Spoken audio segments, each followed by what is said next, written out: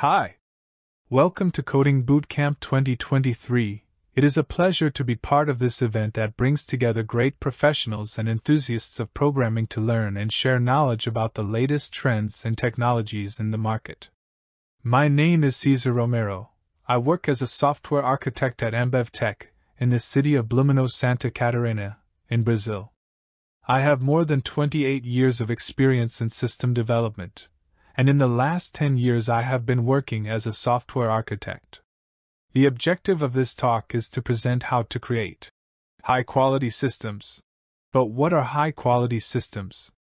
They are systems that are easy to maintain, extensible, testable, and consequently with less bugs.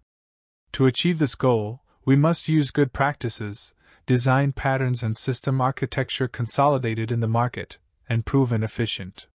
This is not an easy task. We face many challenges, and as each developer can implement a task differently, the objective result can be the same, but the code quality can vary a lot, as well as the number of bugs.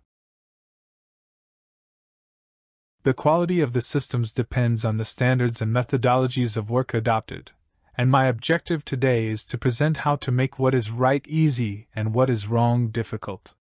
We must force developers to do the right thing without thinking too much about it. One of the ways we do this is to build a solution so that the dependencies flow the way they should. Steve Ardalis Smith. Historically, the layered architecture was adopted to separate responsibilities, but in this model, the business layer depends on the infrastructure layer. To solve this dependency, we can adopt the dependency inversion pattern, which is part of the solid principles. But just adopting this pattern does not solve all the problems, because the architecture was not level to the principle, and consequently creating unit tests is not an easy task, because any test ends up depending on external layers, mainly the database. To solve this problem, the architecture evolved, and Robert Cecil Martin presented the architecture known as clean architecture, where the business layer became the center of solutions, without depending on any other layer. In this way, the architecture and the dependency inversion pattern point to the same direction. With the reduction of coupling and the use of dependency injection, writing unit tests becomes a simpler and more pleasant task, and now we can replace external dependencies with mocks. Thus we have a controllable and consistent testing environment. A great challenge of this talk is the time. We have a lot to cover, and the time is short. I will start by showing the problems we are trying to solve, then the basic concepts of software architecture, clean architecture, design patterns, including dependency injection and unit testing with mocks. I will try to show in a clear and objective way the benefits of adopting these design patterns in the daily routine, and how to create high-quality systems by writing unit tests. The change of architecture, the use of design patterns and writing unit tests can present some challenges for those who are used to writing systems with Delphi. We will briefly talk about these challenges and how to overcome them. Then I will show a practical example of a system made in Delphi with clean architecture, dependency injection and unit tests. This way you can better understand how to apply these concepts in your daily life. In the end of this talk, you will understand how to write high-quality and easy maintenance systems with Delphi using clean architecture and design patterns also used by other modern programming languages currently. We will now see the basic concepts of the topics presented today, but let's start by understanding how I came to this specific topic. Before talking about design patterns, dependency injection, clean architecture and unit testing, we need to understand one of the most important parts of systems, which are dependencies. In a typical application, regardless of the architecture used, but thinking in old school, we have something like this. Direct dependency graph. The direct dependencies look like the flow on the left, where we have a class that references another class using a new instance, or a static call. See on the right, that at runtime it works the same way. A class making direct reference to another class. If we use the dependency inversion principle, it will look something like this. At compile time, we can choose between different implementations. This is done by using interfaces instead of direct reference to classes. And at runtime we have the same result as direct dependency. And we can use these interfaces to make the code much easier to test. Before talking about architecture, let's understand a little more about testing. When it comes to quality, there are several techniques and methodologies of testing. I will focus on the 3 types that I consider essential, and I believe that most of the other techniques are variations of unit tests, integration tests, and end-to-end tests. With the difficulty in creating and maintaining unit tests, the investment in other types of tests ends up being higher than it should be, which makes system development more costly and time-consuming.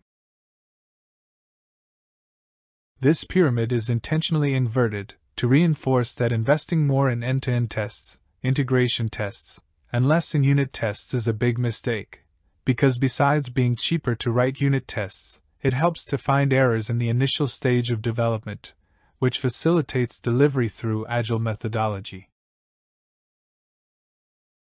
The ideal test pyramid is the one that invests more in unit tests, which are faster and cheaper to create, and less in integration and end-to-end tests.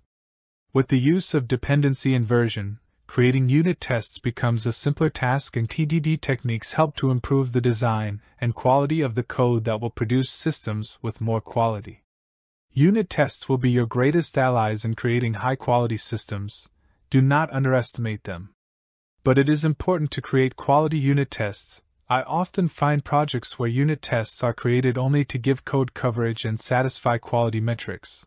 But in the end, they do not deliver quality, and the code passes through unit tests successfully, but breaks in production. If this happens, you have a clear symptom that you need to review your unit tests and find out why the code did not break in the execution of the tests. One last concept related to testing that I want to present is mocks. Mocks are simulated objects that mimic the behavior of external dependencies, allowing them to be tested without interference or side effects. The use of interfaces and dependency injection in your code makes your projects testable, because in unit tests, instead of referencing concrete classes of external dependencies, you replace them with mocks.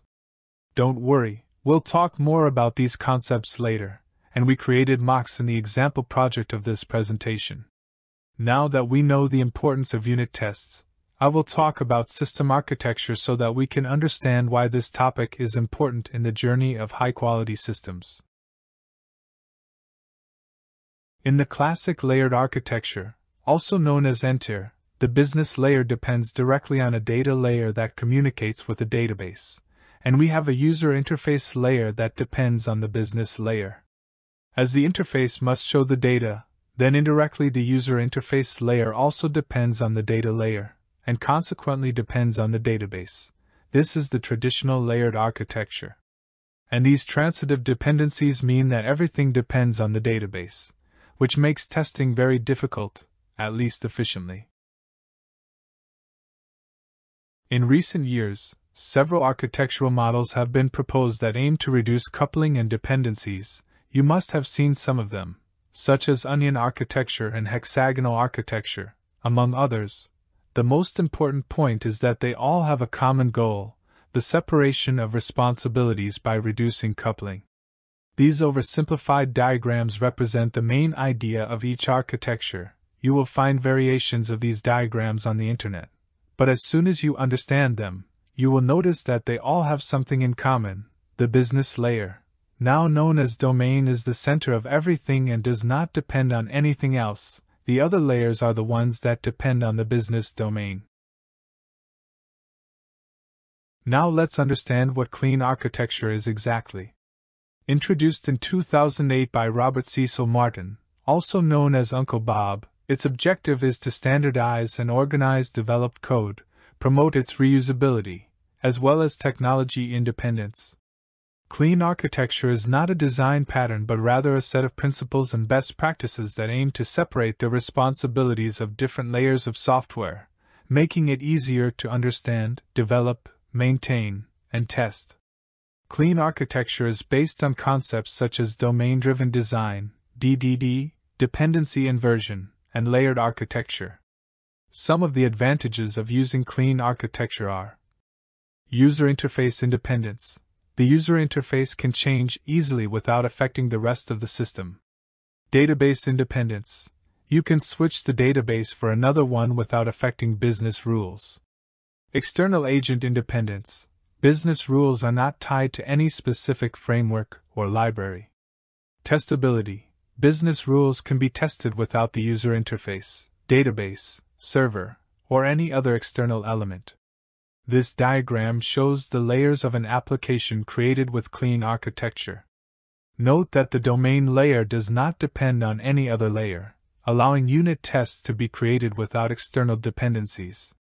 External dependencies should be in the infrastructure layer, where integration tests will be performed, and in the user interface layer, functional or end-to-end tests are conducted. Notice the dashed red line between the user interface, infrastructure, and the application layer.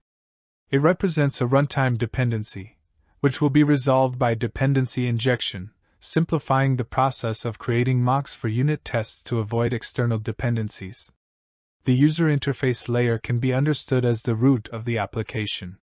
It's where interfaces and corresponding classes are registered in the dependency injection container. This way, the entire system is implemented using interfaces instead of classes, reducing coupling, as previously shown in the inverted dependency graph.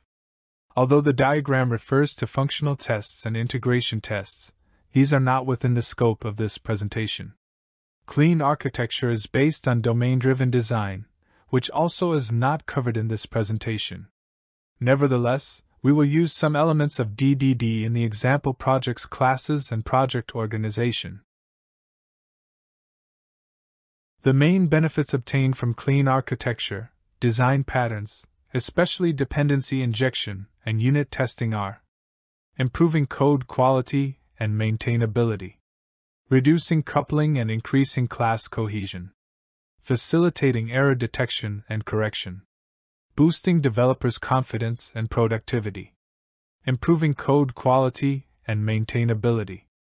With these techniques, you can write cleaner, more organized, and readable code that follows the principles of single responsibility, open-closed, Liskov substitution, interface segregation, and dependency inversion. This facilitates code understanding, documentation, reusability, and modification without affecting other parts of the system. It also helps you avoid code duplication, unnecessary complexity, and design flaws, reducing coupling and increasing class cohesion. Using these techniques, you can separate class responsibilities into distinct layers that communicate through interfaces or abstractions. This allows each class to have a well-defined and domain-related function without depending directly on other classes. You can also replace concrete implementations with more suitable ones or simulated objects, mocks, without altering the expected system behavior, facilitating error detection and correction. With these techniques, you can test the behavior of each unit of code in isolation, verifying if it functions as expected. You can also use mocks to simulate external dependencies of a unit of code, avoiding interference or side effects in testing. This enables quicker and more confident identification and correction of errors, ensuring system quality and reliability, boosting developers' confidence and productivity. Using these techniques, you can have more confidence in writing and modifying code, knowing that it's well-structured, organized, and tested. Teamwork becomes easier as the code follows a design pattern that enhances communication and collaboration among developers. Furthermore, delivering the system to clients becomes more agile since the code is ready to be deployed in any environment or platform. Projects in Delphi often have high coupling because the default templates with Delphi components were created before the development of the clean architecture model. This means that the system's classes are tightly linked to each other and to visual components, making it difficult to separate responsibilities, reuse code, and conduct tests. To adopt the clean architecture model, it's necessary to refactor existing code or start a project from scratch, following the rules of layer organization and communication. It's necessary to convince developers to start from scratch with a new perspective to understand the real advantages of using clean architecture. Many developers may resist the paradigm shift, thinking that the traditional model is simpler, quicker, or more familiar. It's important to demonstrate the long-term benefits of using clean architecture to developers, such as improved code quality, maintainability, and testability. Offering training and support to developers is also crucial for them to learn and apply the new techniques. Appropriate design patterns need to be selected for each situation and applied correctly. There are various types of design patterns, each with specific purposes and structures. It's essential to understand the problems each design pattern solves, their advantages and disadvantages, and how to implement them in Delphi. It's also important to avoid excessive or inappropriate use of design patterns, which could lead to unnecessary complexity or loss of code flexibility. Clear, comprehensive, and consistent unit tests need to be written. Unit tests are essential to ensure the correct functioning of code units, but they must be well written and well organized. Relevant test cases, expected inputs and outputs, success and failure conditions need to be defined. Descriptive names, explanatory comments, and logical structures should be used to enhance the readability and maintainability of tests. All possible scenarios, including exceptional cases and limits, need to be covered. Appropriate tools must be used to create mocks and perform unit tests. Mocks are simulated objects that mimic the behavior of external dependencies of a code unit, allowing it to be tested without interference or side effects. To create mocks in Delphi, specific frameworks need to be used, enabling the creation of mocks for interfaces and classes. To perform unit tests in Delphi, appropriate frameworks like DUnit or DUnitX must be utilized, enabling functional and structural testing with this native Delphi tool. Now, let's see the code. To help understanding the presented concepts, I've created a project aimed at showcasing the organization of files based on clean architecture principles. This project demonstrates the use of dependency injection to decouple external dependencies and includes unit testing utilizing mocks to simulate these external dependencies. The project will be available for download in my personal repository. The project was developed using Delphi 11 and employs the Sclite_demo database that comes with the FireDAC installation. This way, you won't need to install a separate DBMS or manually create the database. I use the Spring4D framework, which is the only external dependency you need to install. Dependency injection, collections, persistence, and mocks functionalities are all available within this framework. However, you can create your own framework or even use others. Particularly, for more complex projects, a different ORM framework for persistence and another for mocks might be more useful. The choice of Spring4D for this project is solely because it encompasses all the features I want to demonstrate, without the need for additional dependencies. If you don't have Spring4D installed yet, download it from the project repository. I used the develop branch in the example, and I suggest you do the same, as the master branch might not be compatible. I won't go through the Spring4D installation steps here, as there are several tutorials available online on how to install the library. For your convenience, I'll list the steps below. Download the Spring4D source code from the official repository.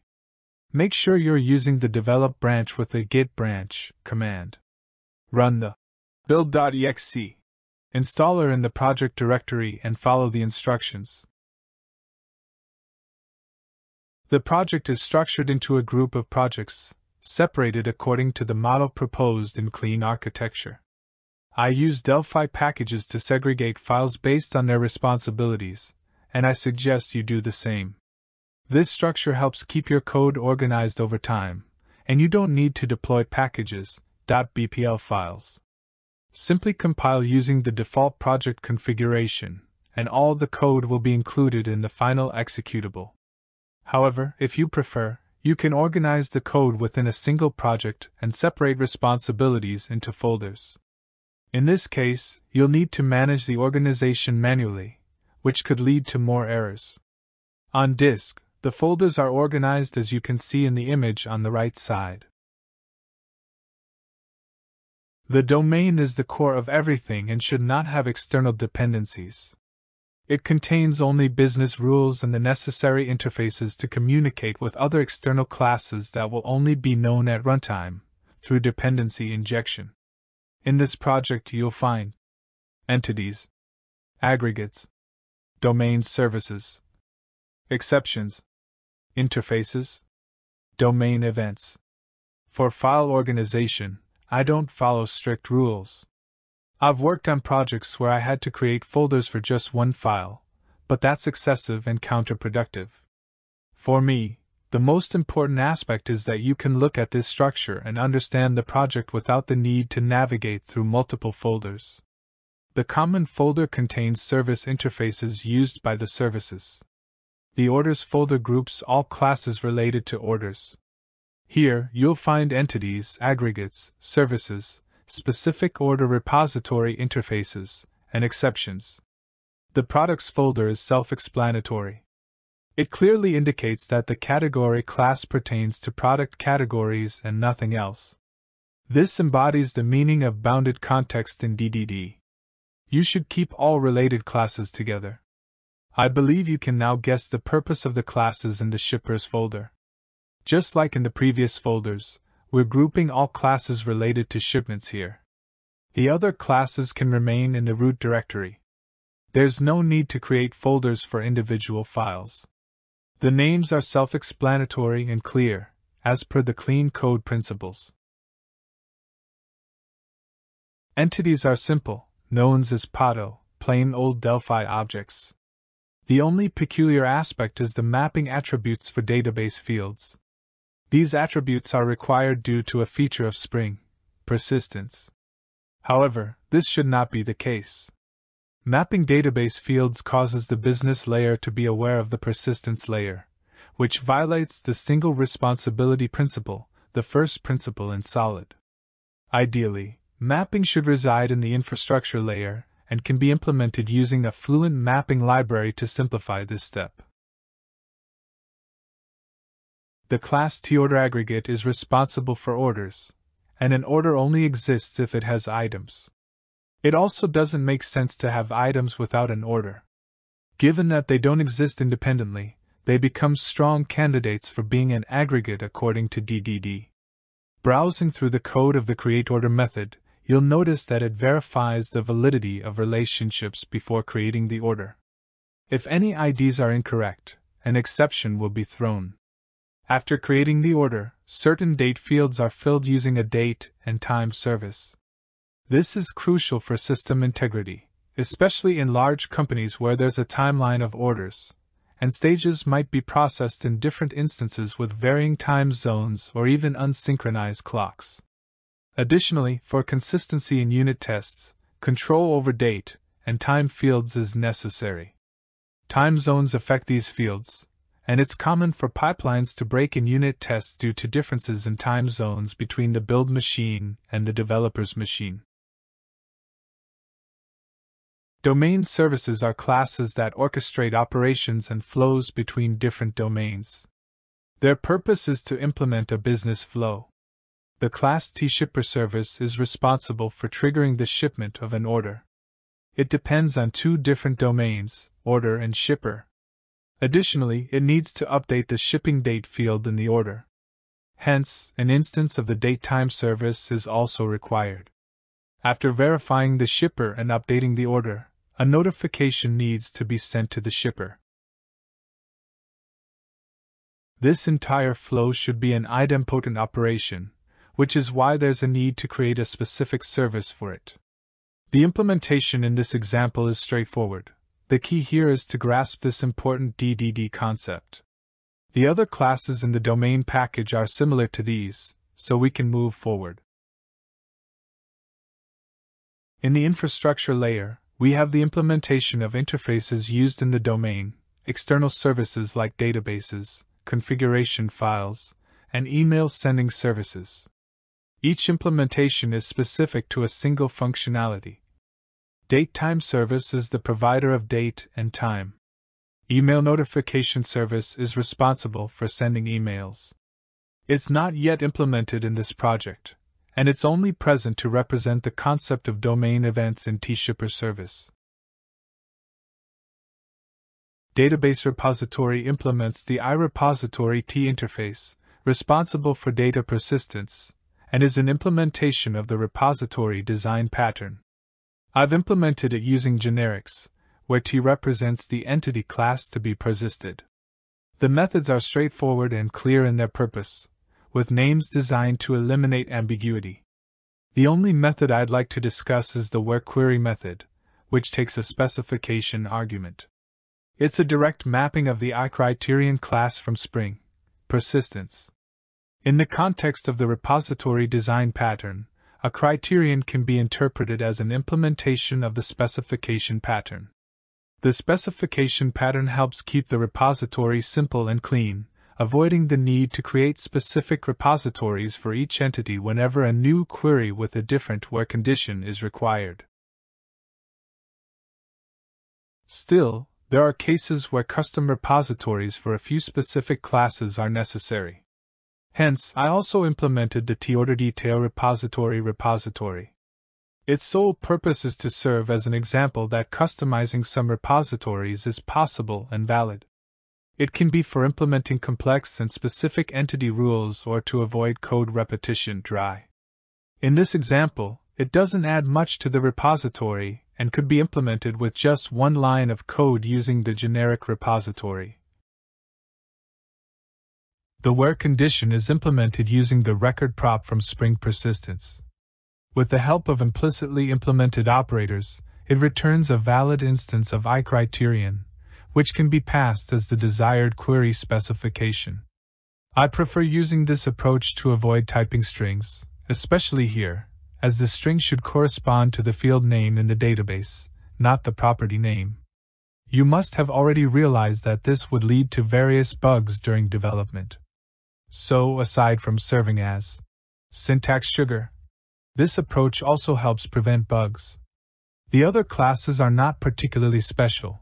They merely serve their purpose of isolating external dependencies from the domain.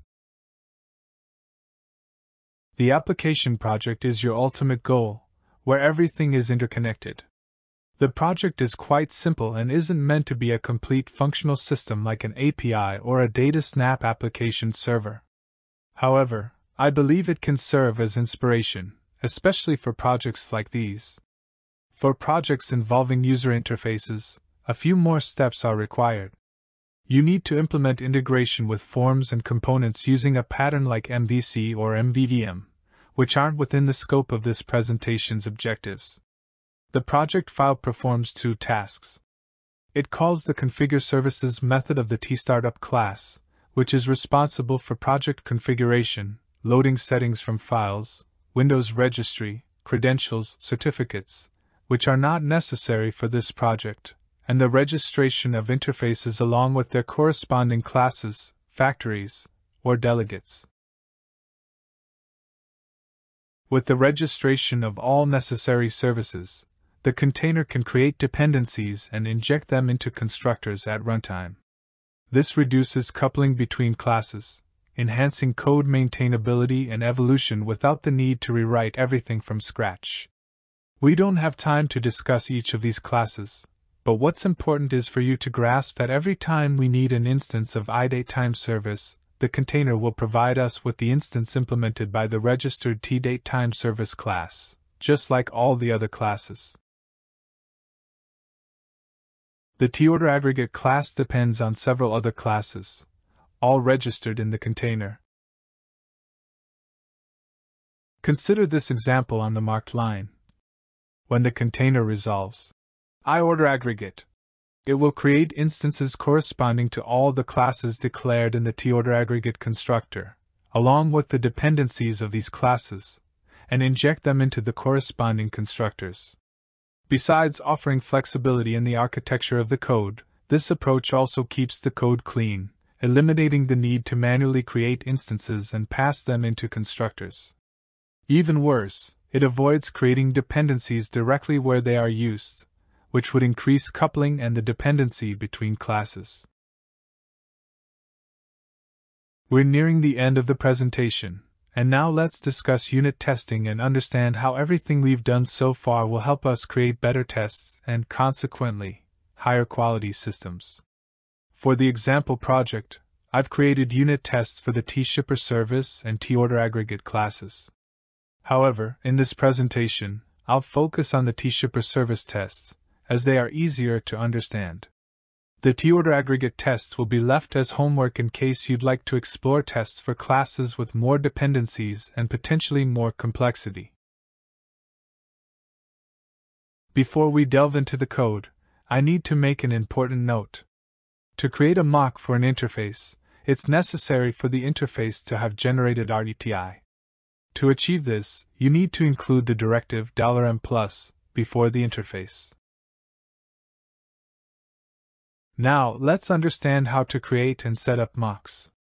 All dependencies are declared using mock, interface, created, and configured in the setup method of the test. This setup is quite straightforward. We create mocks for the dependencies of the tShipper service class, which will be our service under test SUT. It's created in the last lines of the setup, receiving its dependencies as constructor arguments. In these three highlighted lines, we create a mock instance of iDateTime service and set it up to return the fDateTime when the today method is called. In summary, instead of executing the code implemented in the concrete class, for the purpose of unit testing, we use a substitute instance where we can control its behavior during testing. This ensures consistent behavior across all executions, regardless of the environment, whether it's on a developer's computer or a build server. The shipper repository also needs configuration, but I've left that to be set up in the test methods. This is because we'll configure it differently for each method. The name of the test method should describe what the test does. There are various conventions, and you can adopt the one that suits your needs best. I've used the same approach as I do in my daily work. The name of this method should be interpreted as when the shipOrder method is called. It should update the shipDate field of the corresponding order and trigger a notification. Unit tests start with setup. Here, we configure the getById method of shipper repository to return the instance we created in the setup. We also create an instance of the order entity to pass as an argument when calling the shipOrder method of the tShipper service class. At line 77, the method is invoked and should execute all lines of the method except line 52, which is the exception in case fShipperRepository.getById doesn't return the configured entity. At line 80, we check if the update method of the repository was called once. If it wasn't called or was called more times, the test will fail. Next, we use assert to verify if the shipping date of the order was updated with the date we configured in the mock of iDateTime service. If the value is different, the test will fail. In the next two lines, we verify if the send method of iNotification service was called with an argument of type tMessage containing the instances of shipper and order used in the previous steps. In this case, we also ensure that the method is called only once with the argument times once. High-quality unit tests should cover as much of the code as possible. This means that if a method contains if, else, loops, case statements, or exceptions, we should create test cases for each of these possible flows. Now, let's closely examine the method being tested to ensure we're truly providing comprehensive coverage for all the flows. In the previous tests, we ensured good coverage and verified that the update methods of the repository and the send method in the notification service are each called once. However, one flow is still missing. What happens at runtime if the shipper is not found? Line 52 raises an exception and disrupts the normal flow of the method. We need to cover this case as well, ensuring that if a shipper is not found, the correct exception is executed as expected. Let's start with the method name, which declares that it should raise an exception if the shipper is not found. The repository setup is configured to return nil when the getById method is called, which is what will happen in production if the corresponding record doesn't exist in the database. Assert.willRaise executes the code provided in the anonymous method and checks if the eShipper exception is raised. If not, the test will fail, and the message passed in the last argument will be printed along with the test failure error. In the following lines, we validate that the update method of the repository and the send method of the notification service were not called at all, and that the shipDate field was not updated. And with that, we conclude the material I've prepared for you today. I hope these examples and explanations have been clear enough, and that I've managed to at least spark your interest in clean architecture, unit testing, mocking, domain-driven design, and design patterns. In this presentation, we have seen how to use design patterns and unit testing to create quality systems with Delphi. We have learned the basic concepts of clean architecture, dependency injection, mocks, and unit testing. We have highlighted the benefits of improving code quality, maintainability, error detection and correction, as well as developer confidence and productivity. We have also discussed the challenges of refactoring existing code, convincing developers to embrace a new paradigm, choosing and applying suitable design patterns for various needs, writing clear, comprehensive, and consistent unit tests, and using appropriate tools to create mocks and conduct unit tests. Finally, we have witnessed a practical example of a Delphi system implementing clean architecture, dependency injection, and unit testing. Unfortunately, we didn't have time for a presentation on a larger and complete system. The aim was to provide guidance for those interested in these topics and to show that further exploration is necessary to achieve success as a high-performance developer or even as a software architect if that is your goal. I would like to express my gratitude to all of you for your attention and interest in this presentation. I understand that time is a precious resource, and I greatly appreciate you dedicating part of it to learn about these subjects. I hope you have enjoyed and gained new insights today. If you have any questions or curiosities about the presentation topic, please feel free to reach out to me directly. If you have opinions or experiences regarding the use of design patterns or unit testing with Delphi, please share them with us. I would be delighted to hear and address your inquiries and contributions. To conclude this presentation, I would like to leave you with a motivating and inspiring message. The use of design patterns and unit testing with Delphi is more than just a technique or a tool. It is a way of thinking and creating systems that are efficient, reliable, and sustainable. It is a means of expressing your creativity, skill, and passion for programming. As Uncle Bob, one of the creators of the clean architecture concept, once said, "The only way to go fast is to go well." I hope this presentation has inspired you to do things well and efficiently in your Delphi projects. Thank you very much for your attention, and until next time.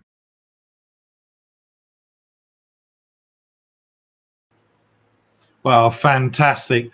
I think that's the first time I've seen Cesar present, and I hope it's not the last. That was an incredibly well put presentation, paced exactly the right pace, and introducing a subject which can be presented very badly. I've seen quite a few presentations done in other languages where it's been an absolute nightmare. But Cesar did a good job. And the good news is, given the questions and comments we've got, Cesar is joining us live. Hello, Cesar. Hi, Ian. How are you doing?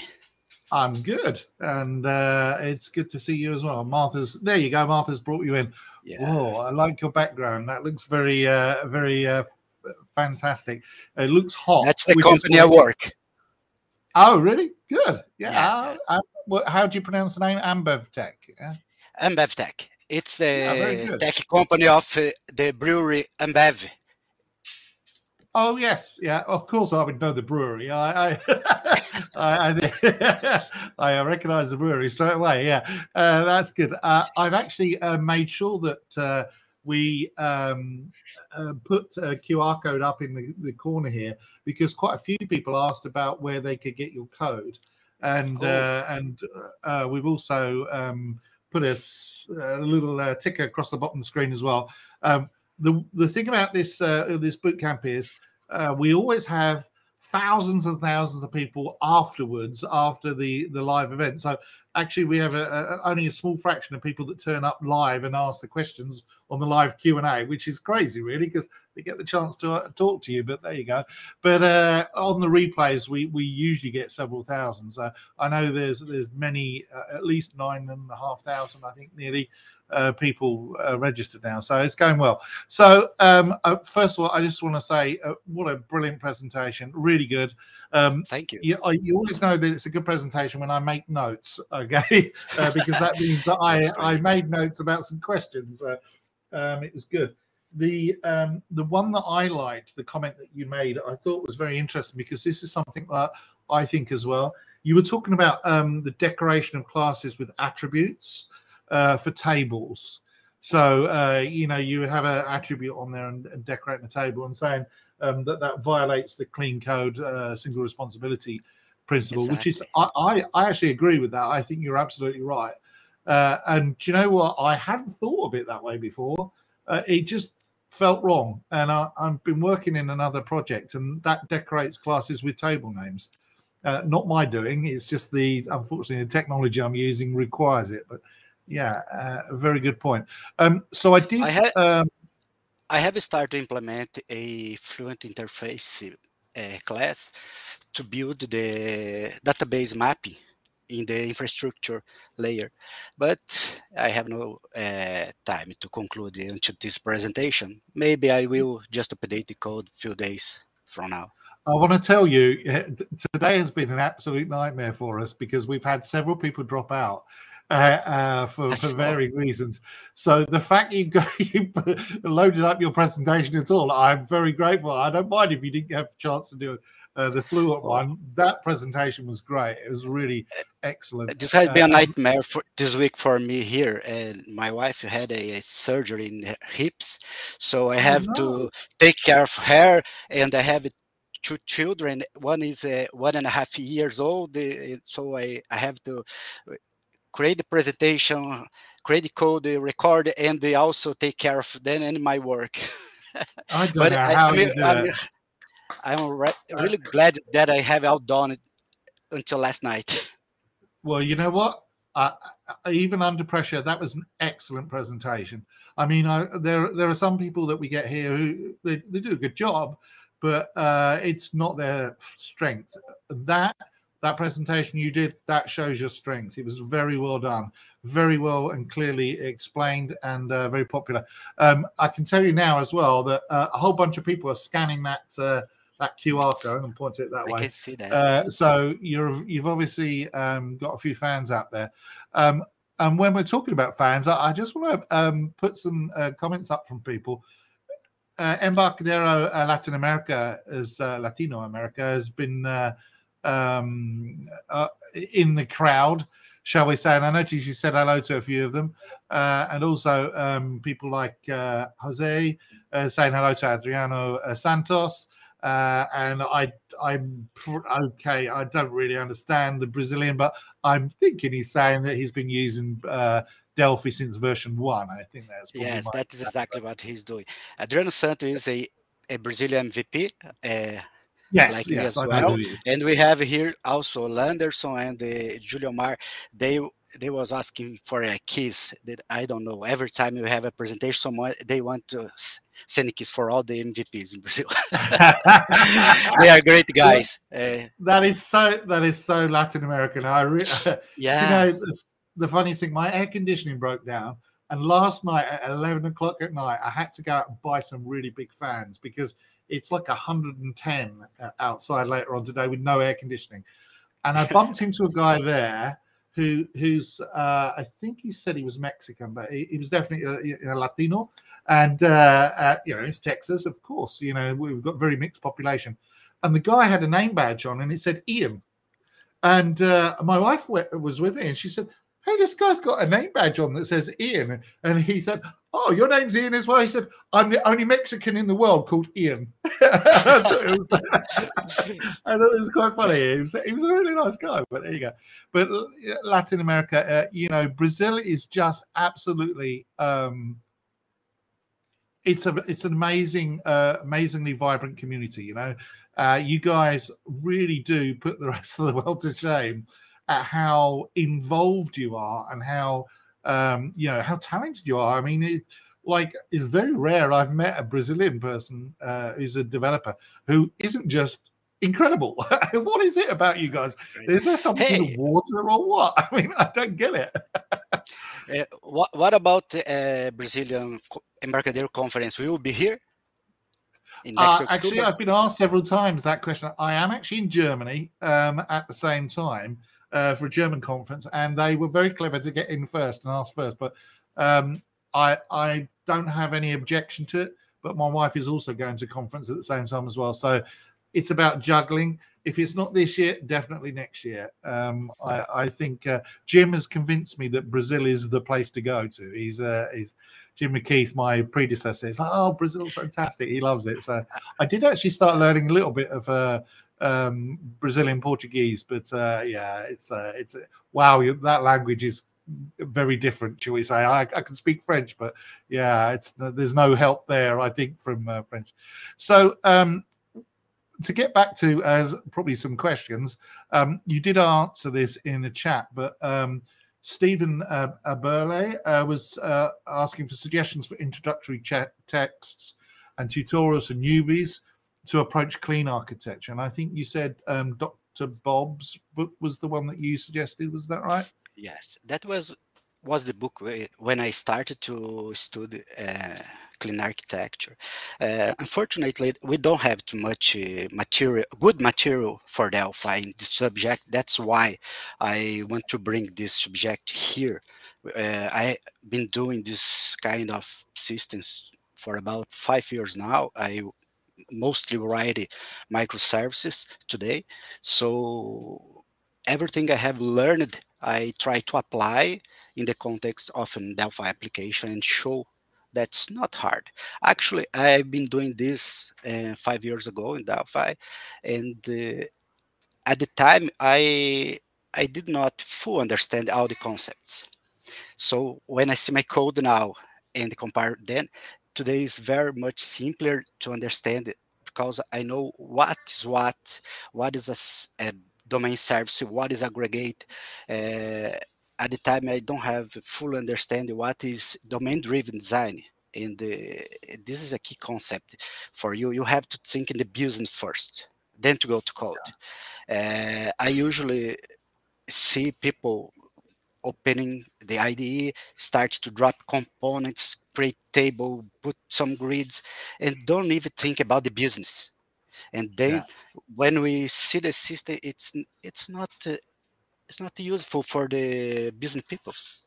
So what's the problem are you resolving? You must give a step back, understand the problem, understand the business, and then create your domain. Your domain must have no external dependency, must not have a user interface. Let the user interface for guys who really understand user experience. So he can draw great screens and dashboards and help the user achieve the goals. Yeah, and it's that separation of responsibility as well, where someone can focus on the usability of the user interface versus the actual functionality of how things work behind the scenes, and then how you actually get things to and from the database. So that's interesting. You know, the thing I say about I've been a developer for over 38 years now, and you mentioned looking back at the old code when you first started working with clean code, and I'll tell you a little thing that I say. Looking back at old code is like going to a party and having a fantastic time. So, say it's a wedding and you're out till 3 or 4 in the morning, and you know there's a free bar, lots of food, you dance to the DJ. Yeah, and when you come home, you go to sleep, and when you wake up, you're like, oh, my head, you know, but you know you had a good time, right? It was good. But then 1 month later, someone shows you the video of what you actually did at the party. And that's like looking back at old code. You look back at what you did at that time, you're like, oh no, what did I do? And it's the same. I have too many drinks. It's like looking back at a video of a party. It was a great party at the time, but now you should not go back and look at it ever again. That's my Ian's advice: is don't do it. Yeah. So we had lots of questions that we did, I think, answer in there. And also, Peter, one guy said, don't melt, Ian, because my air conditioning's out and it's very hot. Yeah, I'm tough. I won't melt. You're okay. I'm making sure I stay nice and hydrated with boiling hot coffee, because that's just what you need when it's very very hot in the room. You know. I see you've got that idea. Yeah. Okay. We've got a few more minutes. So what was the other? There was another question. I didn't star it properly. Yes, actually, I will show Patrick's comment as well. He's just saying that if there are people from Brazil watching, and I suspect there are, because you seem to have brought a massive fan club with you, the Embarcadero conference in Brazil is on October the 4th. We're not quite sure what's happening with that for me, but I'm probably not going to be there. But there are plenty of other people there. And obviously, this conference, I can tell people, if you are able to travel to this conference, you feel like going to Brazil, it's a beautiful country and fantastic food and beer and stuff like that. Then it's definitely worth looking up. And if you actually live in Brazil, I think it's essential to go, because you will see a whole bunch of people in one place who think like you. You can learn from the best, because some of the MVPs in Brazil are some of the best MVPs we have. And wow. And I really mean that. And Gabriel Oliveira is our newest MVP, and he's from Brazil. Yes. And he streams all the time on Instagram, I think it is. Delphi Veya or something like that. I'm not quite sure what the name of his channel is, but we'll make Delphi sure to... Delphi Navarre, there you go. I couldn't remember what it was. I do watch his videos. I mean, it's Delphi in the veins, like the blood. Oh, in the veins. Oh, Navarre, yes, that makes sense. Well, you know, I can tell you something about this, and this actually is true of every video that I've ever seen, because the Japanese, Embarcadero Japan, have a whole TV channel that does developer TV.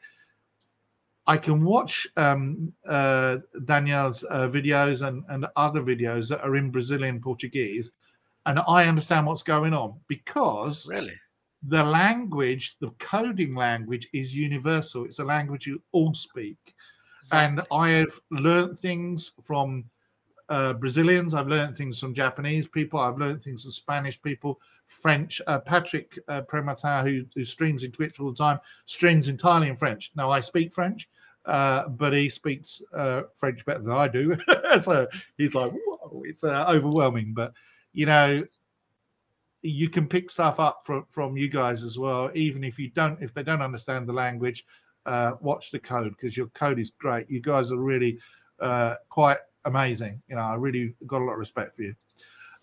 Okay, well, we're reaching the top of the hour. Cesar, first of all, I still think you have the most film star name or movie star name I've ever heard of. Cesar Romero.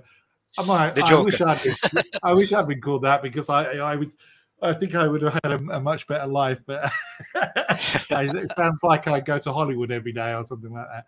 But your presentation was really top form. I really appreciate it. Thank you. And I appreciate you know, I really a lot appreciate of people commented about. Yeah. Okay. All right. Is there have you got any final words? Well, I hope people enjoy to watch the replay, and the code is in GitHub. Please feel free to contact me if you have any questions. If I can help you, I'll be there. And great to be here. I'm really, really happy. It's a long time since last time I had the opportunity to be here. So, well, great to see if you can find the time in between looking after do you say 1.5 year old child or something like that. Yeah? Yes, yes. Wow. Nina Romero. Bless. Well, I don't know how you do it, because I know from experience, my daughter's 22 now, and I know from experience of children that it takes a lot out of you. So to make it on time and hand your presentation in on time and really kick the ball out of the park in terms of how good your presentation is, you're a rock star. And I personally will make sure we see more of you, because I think you're a good guy. You did a good presentation, and the amount of people that scanned that QR code, I think I'm not the only one that thinks that as well. So, thanks a lot.